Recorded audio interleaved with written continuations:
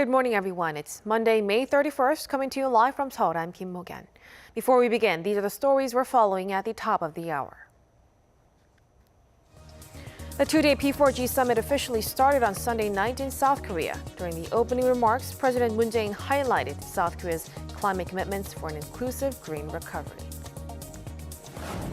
South Korea reports 430 new COVID-19 cases Monday, inching down due to fewer tests over the weekend. The nation will begin easing restrictions for people who've been vaccinated at least once, beginning tomorrow. And North Korea lambasted Seoul and Washington's latest decision to lift South Korea's missile guidelines, calling it a reminder of U.S. hostility. Our top story this morning, the P4G Summit officially kicked off Sunday here in South Korea. During the two-day event, global leaders will seek to boost cooperation in the fight against the climate crisis and the pandemic. President Moon Jae-in highlighted South Korea's climate commitments for an inclusive green recovery during the opening ceremony. Our senior Blue House correspondent, Kim Min-ji, reports. Dazzling performances and high-tech media art took center stage Sunday at a commencement ceremony to mark the opening of the Partnering for Green Growth and Global Goals 2030, or P4G Seoul Summit. Under the theme of inclusive green recovery towards carbon neutrality, the meeting is the second of its kind, with the inaugural summit taking place 3 years ago in Denmark. President Moon Jae-in, as the host, stressed South Korea's commitment to take preemptive and active climate action and to leave no one behind. 앞으로도 개발도상국과 선진국을 잇는 가교 국가로서 책임과 역할을 다할 것입니다. 이번 회의가 실천 가능한 비전을 만들고 협력을 강화하는 장이 될 수 있도록 대책국으로서 끝까지 최선을 다하겠습니다. To that end, he vowed to significantly increase the government's climate and green-related official development assistance, or ODA, by 2025. The president also said South Korea will create a Green New Deal trust fund worth $5 million via the Seoul-based Global Green Growth Institute to help developing countries draw up their own green growth policies. Seoul will also provide $4 million in new grants for the sustainable operation of the P4G. President Moon also reaffirmed South Korea's commitment to up its carbon emissions reduction target, which currently is a 24.4% cut from 2017 levels.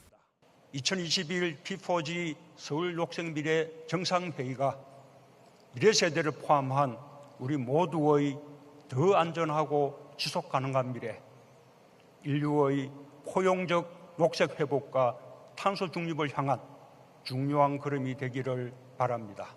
이번 회의를 통해 인류의 역사가 공존의 역사로 전환되길 기대합니다. The two-day virtual event will bring together some 60 heads of state, high-level government officials, and leaders of international organizations. They include British Prime Minister Boris Johnson, German Chancellor Angela Merkel, Chinese Premier Li Keqiang, and U.S. Special Envoy for Climate John Kerry. The summit aims to enhance partnerships aimed at achieving the UN's Sustainable Development Goals and the Paris Agreement on climate change. It will conclude with the adoption of the Seoul Declaration. The P4G Summit is the first multilateral meeting related to the environment that South Korea has hosted. Seoul is seeking to establish a foothold as a leading country in tackling climate change for carbon neutrality and a sustainable society, as it hopes to host the UN Climate Change Conference in 2023. Kim Min-ji, Arirang News. The summit's opening ceremony was followed by a leaders' session featuring pre-recorded video messages from dozens of global leaders and the heads of various international organizations. Our Hong Yu has the highlights.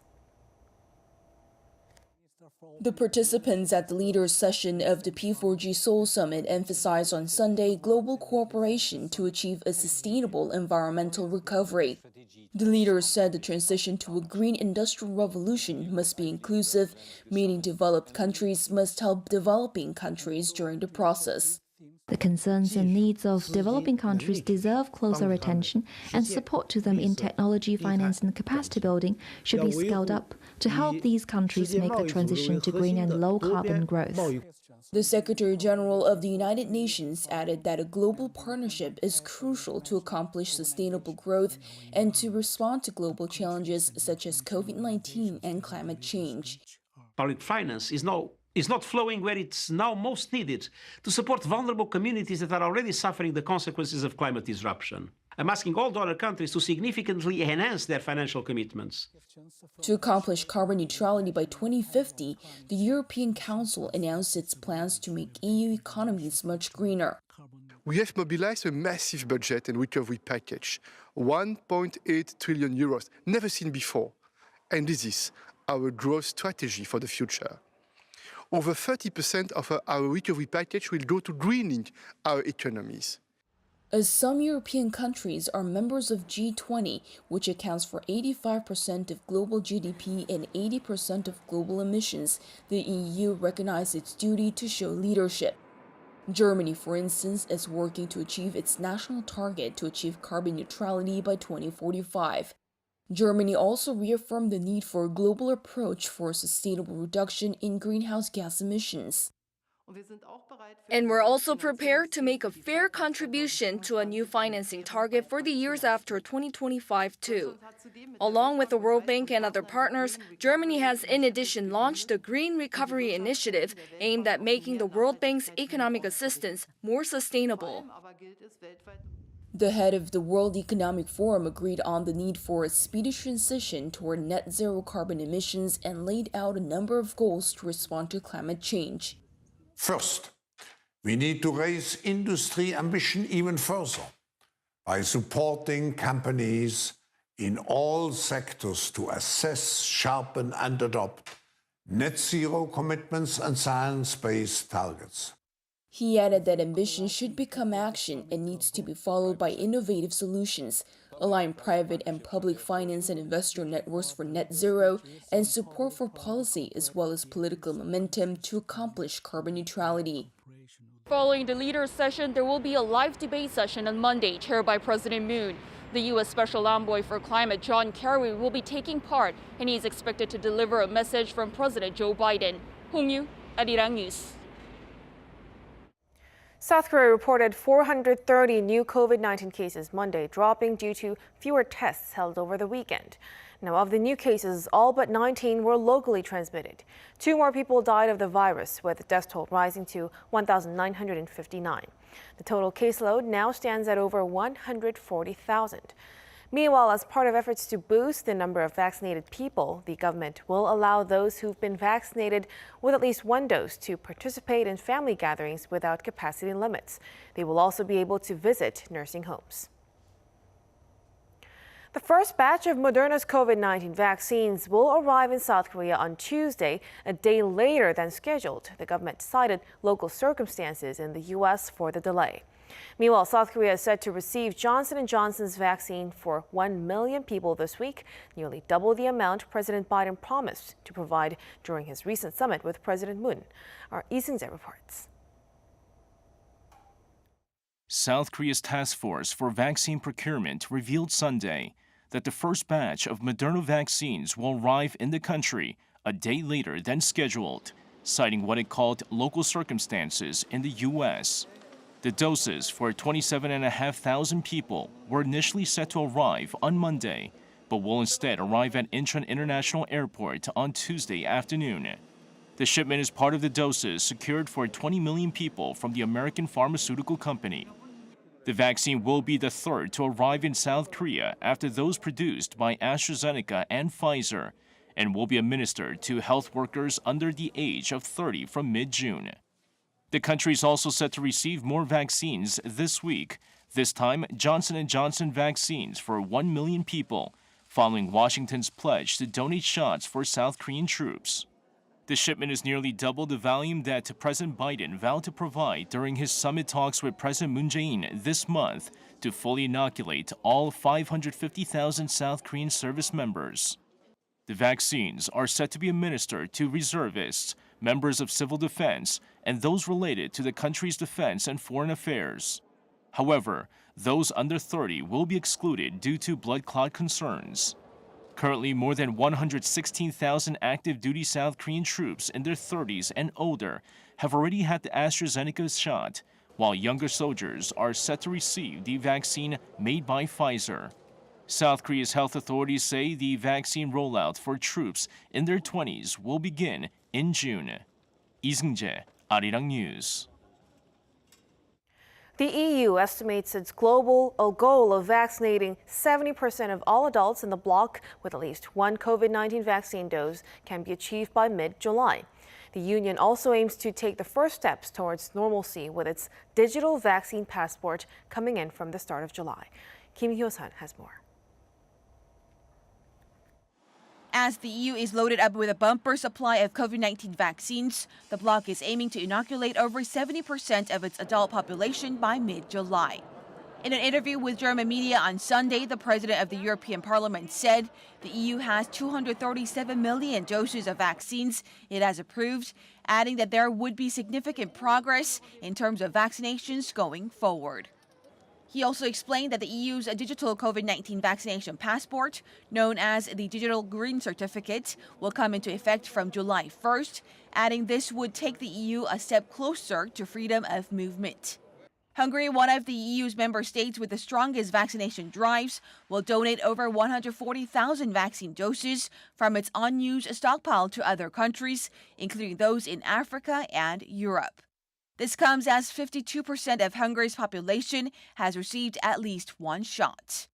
In Iran, whose total COVID-19 caseload has surpassed 2.9 million, the country's president is expressing confidence that herd immunity can be reached in 3 to 4 months, with the commercialization of its domestically produced vaccine beginning in June. Cove Iran is currently undergoing phase 3 human trials. Iran's chief supervisor for clinical trials said some 1 million doses have already been produced and are awaiting approval from the country's health authorities. Kim Hyo-sun, Arirang News. Vietnam has identified a new COVID-19 variant and tightened social distancing measures in its largest city from today. Health authorities announced Sunday that stricter restrictions will be imposed in Ho Chi Minh City, home to more than 9 million people. This comes a day after the authorities detected a new hybrid variant of strains previously detected in India and the UK. Due to concerns over transmission starting Monday, public gatherings will be limited to a maximum of 5 people.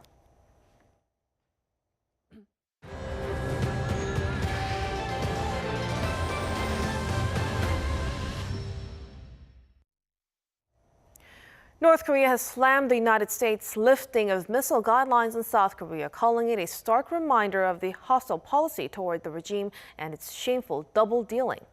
In an article issued under an individual's name through the North's state-run media Monday, the North said the measure clearly shows who is behind tension on the Korean peninsula, adding Pyongyang would face Washington on an eye-for-an-eye footing. The criticism marks the regime's first response to a pledge by the leaders of Seoul and Washington to use diplomacy to resolve the North's nuclear standoff. While the English commentary clearly targets the U.S., watchers note the North has toned down criticism by releasing it as an article rather than in an official capacity, leaving room for diplomatic movement in the future. South Korea's overall industrial production in April saw its sharpest decline in 11 months. According to Statistics Korea, the nation's industrial output dipped 1.1% in April from the previous month. This follows a steep fall in semiconductor production. Retail sales, a barometer for consumer demand, increased 2.3% on month following increased outdoor activity. Facility investment also gained 3.5% from a month earlier after staying flat the previous month. South Korea's largest automaker, Hyundai Motor Company, and its affiliate Kia Motors saw a rise in eco-friendly car exports this year. According to the Korea Automobile Manufacturers Association Monday, the company exported over 118,000 eco-friendly units from January to April 2021, up by nearly 47% compared to the previous year. Hyundai sold over 65,000 units, seeing its global sales rise by over 45%. Kia sold over 52,000, seeing a jump of over 47%. The company said exports increased due to global sales of new plug-in hybrid models, which were officially released this year. Israel and Egypt held high-level talks in both countries on Sunday to finalize a truce between Israel and the Hamas and discuss a rebuilding of the Gaza Strip following the recent 11-day clash. According to the Egyptian Foreign Ministry, top diplomats from both countries are meeting in Cairo, while Egypt's intelligence chief arrived in Tel Aviv for talks with Prime Minister Benjamin Netanyahu and other Israeli officials. The talks will involve discussions on consolidating the Gaza ceasefire while also discussing a set of measures that would allow materials, electricity, and fuel into the Gaza. They would also look into the possibility of the release of Palestinian prisoners in Israel in return for Israelis held by Hamas. U.S. President Joe Biden says he plans to put pressure on his Russian counterpart Vladimir Putin over human rights when the two meet next month in Geneva. In a speech marking the Memorial Day holiday on Sunday, Biden explained that he would make clear during the summit that the U.S. will not stand by and let Russia abuse human rights. The two leaders are set to sit down face-to-face on June 16th, which comes at a fraught time in bilateral relations following cyber attacks the U.S. has blamed on Russia, as well as Putin's support for Belarus' recent diversion of passenger flight.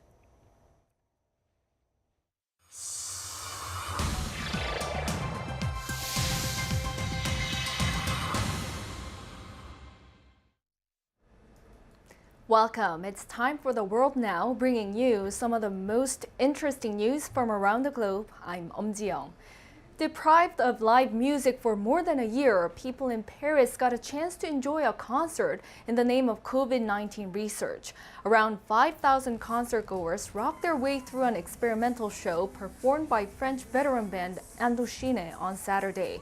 The experiment is to examine the risk of virus transmission and see how France can return to normal. A lot of people are putting a lot of hope on this experiment to see if it will have positive results regarding the reopening of shows and concerts, all of those types of events. I think this will make things progress. Attendees had to wear masks and had to show proof of a negative COVID-19 test, but they didn't have to be socially distanced. Also, a group of 2,500 volunteers who did not attend the concert will be compared to those who attended the show. It was the country's first indoor live concert since the shutdown of concert halls due to the pandemic.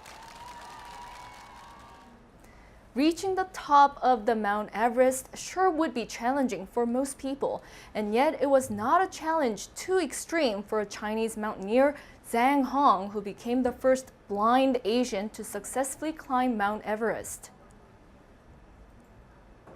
No matter if you're disabled or normal, whether you have lost your eyesight or you have no legs or hands, it doesn't matter as long as you have a strong mind. You can always complete a thing that other people can't.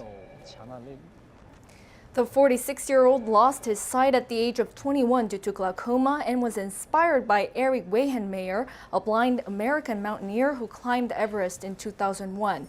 Mount Everest was shut last year amid the pandemic, but Nepal reopened it to foreigners in April. Young Russians in gowns and black tailcoats are waltzing the night away. Moscow's Viennese Ball, one of the greatest and largest balls, was opened by 100 young couples, all making their debuts. The event hosted the brightest students aged between 18 to 26 who are rewarded for their scholarly achievements. First of all, this is about positive emotions. This is my first debut. I've never been to a Viennese ball before, and I can say that to be a Viennese ball debutante is forever, because such amazing events touch the heart, and the memories will remain for the rest of my life. First taking place in Moscow in 2003, it has since become a tradition. The event has returned for the first time in 2 years as it was canceled last year due to the pandemic. The number of guests expected at the glitzy ball is usually 2,000 but was slashed to 1,500 because of COVID-19. Attendees also had to provide a negative COVID-19 test result or proof of vaccination.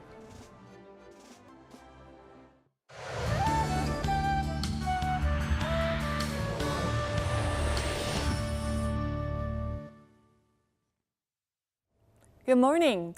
Rain clouds have moved away from the peninsula and our daily highs will be even warmer this afternoon, but readings will still hover below the season norms for the capital region, while southern provinces will have early summer-like temperatures with highs nearing 30 degrees Celsius. For a closer look, Seoul will make it to 24 degrees, Daejeon and Gyeongju topping out at 26 degrees this afternoon. And you could be under cloudy or sunny skies this afternoon, depending on where you are.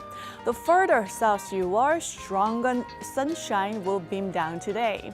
And those in southern Jeju will need to be prepared for very intense UV rays during the day, as there will be nothing but sunshine.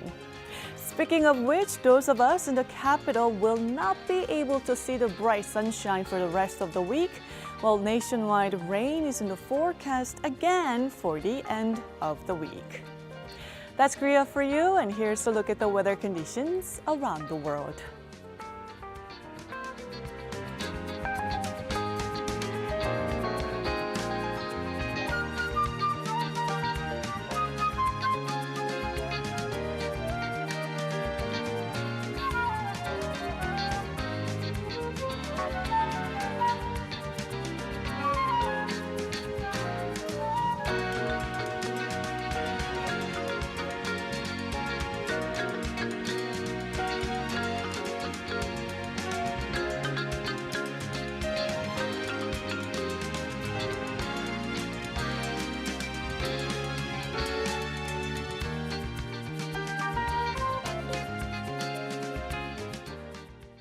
And that will do it for us at this hour on Arirang News. We'll be back at noon Korea time, so stay tuned. Thank you for watching and goodbye.